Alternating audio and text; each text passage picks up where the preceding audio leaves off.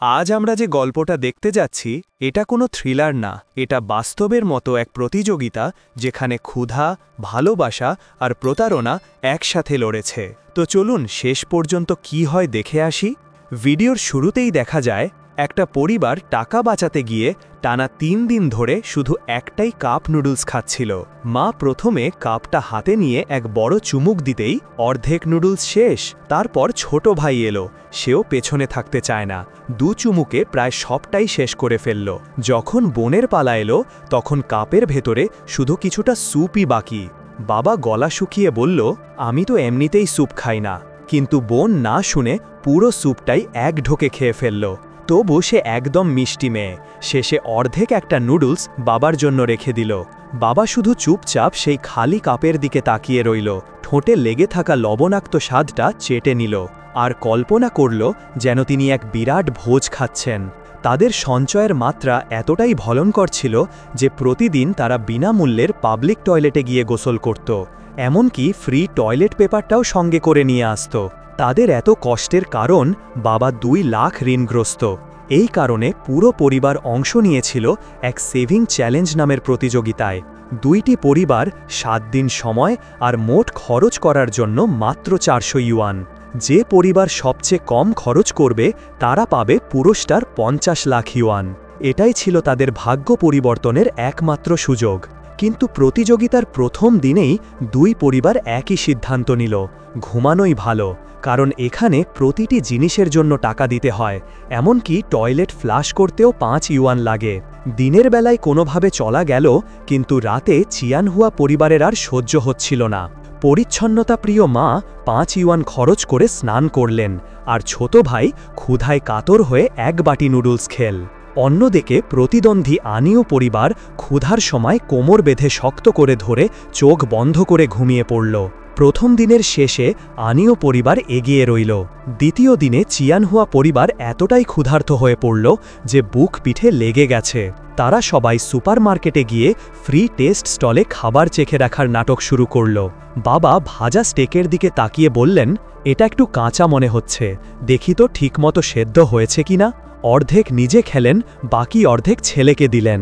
তবু বললেন, মাংসটা বেশ শক্ত লাগছে, আর একটা দিন তো দেখি। মা পাশ থেকে গন্ধে লোভ সামলাতে না পেরে বাবার মুখ থেকে স্টেক টেনে নিয়ে নিজেই খেয়ে ফেললেন।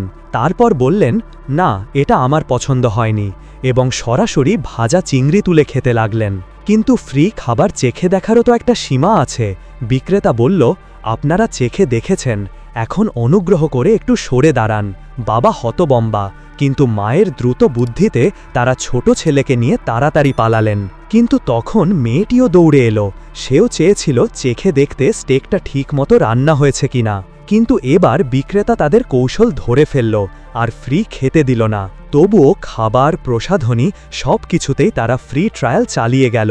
ভ্রু আঁকা, গাল রাঙানো, ঠোঁটে ভিপস্টিক কিছুই বাদ দিল না। যখন বিল দিতে হতো তখন হঠাৎ জরুরি কাজ আছে বলে দৌড়ে বেরিয়ে যেত। পুরো দিন ফ্রি খেয়ে ঘুরেও তারা ১ পয়সা খরচ করেনি। তবু তৃতীয় দিনের শেষে তারাও পিছিয়ে পড়ল, কারণ আনীয় পরিবার টানা ২ দিন বিছানা থেকে ওঠেনি। তাদের ৪০০ ইউয়ান বাজেটটা বালিশের নিচেই ছিল। কিন্তু হঠাৎ একদিন আনীয় পাশ ফিরে শুল, আর বালিশের নিচ থেকে ১০০ ইউয়ান উড়ে গেল। অদ্ভুতভাবে এটাই চিয়ানহুয়া পরিবারের জন্য সৌভাগ্য বয়ে আনল। তারা অপ্রত্যাশিতভাবে এগিয়ে গেল। আনন্দে আত্মহারা হয়ে গেল সবাই। তারা সিদ্ধান্ত নিল আজ একটুখানি বিলাসিতা হবে। ঠিক তখন এক রেস্টুরেন্টে অফার চলছিল, ১ ইউয়ানে এক পুরো মুরগি। তারা ছুটে গেল ভেতরে, প্রত্যেকে একটা অর্ডার দিল। কিন্তু দোকানের নিয়ম, এক টেবিলে শুধু একটাই মুরগি পরিবেশন করা হবে। তাই তারা আলাদা আলাদা টেবিলে গিয়ে বসল। কিন্তু যখন খাবার এলো সবাই স্তব্ধ। এটা মুরগি নয়, পুরো এক হাঁড়ি ভরা মরিচ, যার মধ্যে কেবল কয়েকটা ক্ষুদ্র মুরগির টুকরো লুকানো। তাদের পেট তখন এমনিতেই খালি, ক্ষুধায় কাঁপছে সবাই, তাই মরিচের ঝাল ভাবারও সময় নেই। চোখ বন্ধ করে খেতে শুরু করল। ভাইয়ের ঠোঁট ঝালে এমন ফুলে উঠল যেন সসেজ হয়ে গেছে, আর বাবা কয়েক চামচ খেয়েই ঘামতে ঘামতে চিৎকার করে উঠলেন, বিল আনো, বিল আনো। কিন্তু তখন দোকানদার একটা বোর্ড বের করে দেখালো, যত খাবার অপচয় করবেন প্রতি কামড়ের জন্য ৫ ইউয়ান জরিমানা। মা তাড়াতাড়ি সবাইকে বললেন, কেউ থামবে না, শেষ দানা পর্যন্ত খেতে হবে, 1 পয়সাও বেশি খরচ করা যাবে না। তবু ঝালটা এমনই তীব্র যে মা পানি খেতে চাইলেন, কিন্তু 1 বোতল মিনারেল ওয়াটারের দাম 30 ইউয়ান। এবার তো সবাই বুঝে গেল এই 1 ইউয়ানে 1 মুরগি অফারটা আসলে এক ভয়ঙ্কর ফাঁদ। পানি বিক্রি করেই দোকানটা টাকা কামাচ্ছে। অবশেষে চোখে পানি মুখে আগুন নিয়েই তারা পুরো হাড়ি শেষ করল। বাবা কান্না চেপে হাতে হাত তুলে বিল দাও, কিন্তু দোকানদার তখনও ছাড়ল না, বলল স্যুপটাও ওজন হিসাবে ধরা হবে। এখন তো সত্যি সস্তায় কিনে বড় ক্ষতি। অবশেষে তারা নিরুপায় হয়ে পুরো ঝাল স্যুপটাও হাঁড়ি তুলে একে একে খেতে লাগল। মা প্রথমে শেষ করেই দৌড়ে গেল টয়লেটে, ভাবল সেখান থেকে পানি খেয়ে একটু ঝাল কমাবে, কিন্তু টয়লেটে পানি নেই। দোকান আগেই এমন ব্যবস্থা করেছে যেন কেউ ফ্রি পানি না খেতে পারে। এদিকে মা টয়লেটে থাকতেই বাকি 3 জন সেই না খাওয়া মরিচের স্যুপটা নিয়ে মায়ের হাঁড়িতে ঢেলে দিল। মা ফিরে এসে কিছু বুঝে ওঠার আগেই তারা বলল, তুমি শেষ করো মা, আমরা একটু বাইরে যাচ্ছি। আর তারপর 3 জনই ছুটে পালালো। মা চোখের দিকে তাকিয়ে বিশাল হাঁড়িটার দিকে তাকালেন। 1 গ্লাস পানিও না খেয়ে তিনি কাঁপতে কাঁপতে হাঁড়িটা হাতে তুলে এক নিঃশ্বাসে শেষ করে ফেললেন। শেষমেশ চোখে পানি নিয়ে তারা পুরো খাওয়া দাওয়া শেষ করল মাত্র 4 ইউয়ানে। রেস্টুরেন্ট থেকে বের হয়েই সবাই ছুটে গেল কাছের পাবলিক টয়লেটে। একটা করে বোতল থেকে পানি খেয়ে মুখ ধুয়ে নিল, কিন্তু ভাগ্য যেন তাদের সঙ্গে খেলতে ভালোবাসে। টয়লেটে মা এক ছিনতাইকারীর হাতে পড়লেন। সে তার সব টাকা কেড়ে নিল। এখন তাদের হাতে কিছুই নেই। তবু মনে রাখতে হবে তারা এখনও সেভিং চ্যালেঞ্জ প্রতিযোগিতার মধ্যে আছে। 7 দিন 400 ইউয়ান, আর যে পরিবার সবচেয়ে কম খরচ করবে সে পাবে 50 লাখ। তাদের প্রতিদ্বন্দ্বী আনীয় পরিবার ইতিমধ্যেই উদযাপন শুরু করেছে, কারণ চিয়ানহুয়া পরিবার এখন অনেক পেছনে। তাই তারা আবারও সিদ্ধান্ত নিল, ঘুমিয়ে সময় পার করা ছাড়া উপায় নেই। বাকি দিনগুলো তারা না খেয়ে না পান করে কাটাবে। কিন্তু হঠাৎই বিপদ এলো। বড় বোনের পেট ব্যথা শুরু হলো। ভীষণ যন্ত্রণায় কাঁপছে সে। মা বললেন, বাড়িতেই থাক, হাসপাতালে গেলে খেলা হারব। কিন্তু বাবা একদমই রাজি নন। বললেন, টাকা আবার কামানো যাবে, কিন্তু পরিবার হারালে কিছুই বাকি থাকবে না। বাবা মেয়েকে পিঠে তুলে হাসপাতালে দৌড় দিলেন। চিকিৎসা শেষে তাদের হাতে রইল মাত্র 5 ইউয়ান। এখনও 2 দিন বাকি। এমন সময় মনে হলো তারা নিশ্চিতভাবে হেরে যাবে, কিন্তু অপরদিকে আনীয় পরিবারও চরম সীমায় পৌঁছে গেছে। তারা টানা 3 দিন কিছু খায়নি।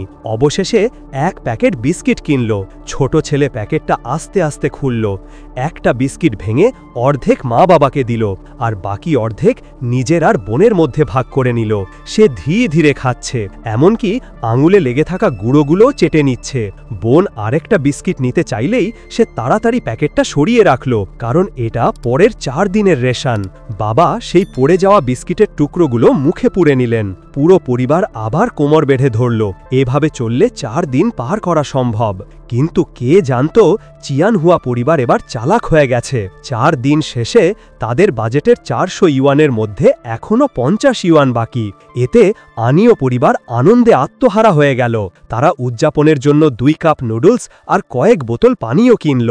সবাই খুশিতে মেতে উঠল। কিন্তু ঠিক তখনই চিয়ানহুয়া পরিবারের মাথায় এলো এক দারুণ বুদ্ধি। তারা দেখল সেভিং হাউসের নুডলসের দাম বাইরে বাজারের চেয়ে অনেক কম। তাই চিয়ানহুয়া বাবা সরাসরি একটা নির্মাণ সাইটে গিয়ে সেই ভেন্ডিং মেশিনের সব নুডলস কিনে কর্মীদের কাছে বিক্রি করে দিলেন। অল্প সময়ের মধ্যেই চিয়ানহুয়ার ব্যবসা দারুণ জমে উঠল। ভেন্ডিং মেশিনের জিনিসপত্র মুহূর্তেই বিক্রি শেষ। কিন্তু মজুদ ফুরিয়ে যাওয়ায় সে বাধ্য হয়ে গেল আনীয় পরিবারের কাছে গিয়ে পণ্য কিনতে। আনীয় ভেবেছিল এ তো দারুণ সুযোগ। সে খুশি মনে তার সব পণ্য চিয়ানহুয়ার কাছে বিক্রি করে দিল। কিন্তু কিছুক্ষণ পরেই বুঝল সে আসলে প্রতারিত হয়েছে। তখন অনুতাপ করলেও আর কোনো লাভ ছিল না। এইভাবে নানা কৌশল আর ধোঁকাবাজির মধ্যে দিয়ে শেষমেশ 7ম দিনে 2 পরিবারই এসে দাঁড়ালো সমান অবস্থানে। দুজনের কাছেই রইল 200 ইউয়ান করে। তাই অনুষ্ঠান কর্তৃপক্ষ সিদ্ধান্ত নিল একটা টাই ব্রেকার রাউন্ড হবে। দুই পরিবারকে সেভিং হাউস থেকে টিভি স্টুডিও পর্যন্ত যেতে হবে, আর যার খরচ হবে সবচেয়ে কম তারাই হবে বিজয়ী।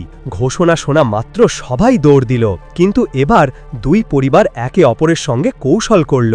তারা মেয়েদের অদলবদল করে নিল যেন একে অপরকে নজরদারি করতে পারে। তবে ভাগ্য এবারও চিয়ানহুয়ার বিপক্ষে খেলল।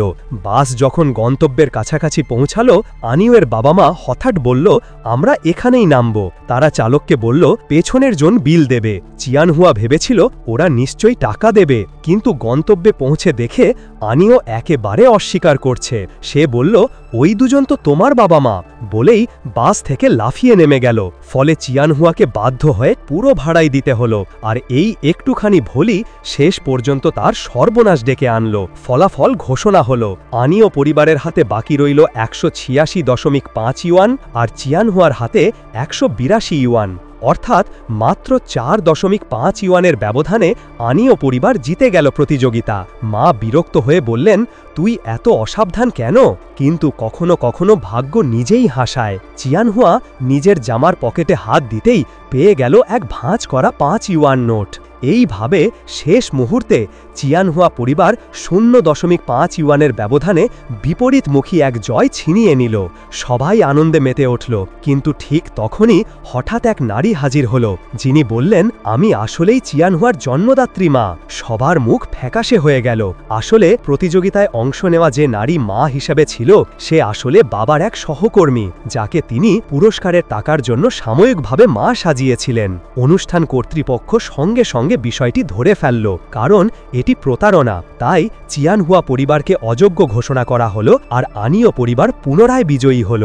যদিও তারা হেরে গেল, তবু চিয়ানহুয়ার বাবা বললেন, টাকা গেলে যাবে, কিন্তু পরিবার থাকলে সব সম্ভব।